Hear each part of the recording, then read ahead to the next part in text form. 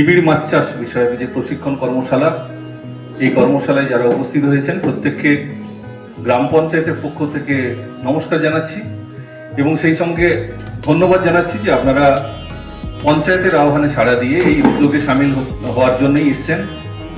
আজকের এই প্রশিক্ষণ কর্মশালা মূলত গ্রাম পঞ্চায়েতের, আপনারা সবাই হয়তো জানেন যে 5টি উপসমিতি রয়েছে।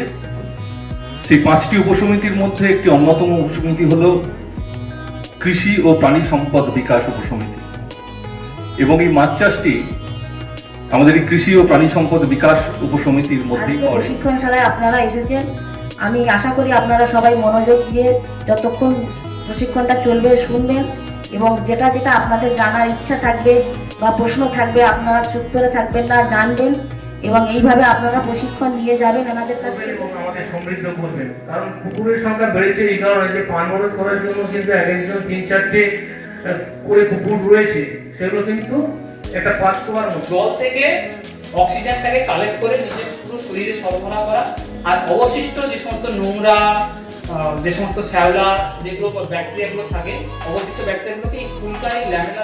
এই কর্মশালা আয়োজনের কয়েকটা উদ্দেশ্য রয়েছে। ঘোড়ামারা একসময় সমৃদ্ধ ছিল মাছ চাষে।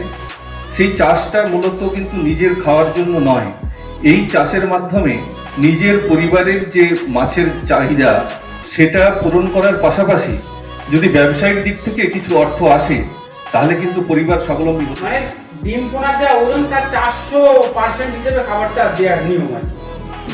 তাহলে এক বাটি ডিমের জন্য 400 গ্রাম খাবার কটাটা ওই মাছের উপরে দিলেন, দিয়ে তারপরে কিছুটা ছেড়ে দিলেন। মানে বুঝতে পারছেন এবার কটার পদ্ধতিটা বলে দিই। আপনার অ্যামোনিয়া গ্যাস আছে এর মধ্যে।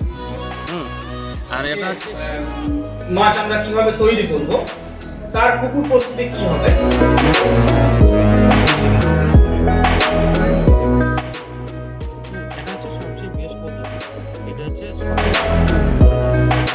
এর মাধ্যমে এলাকার মানুষের জীবিকা উন্নয়নের জন্য এই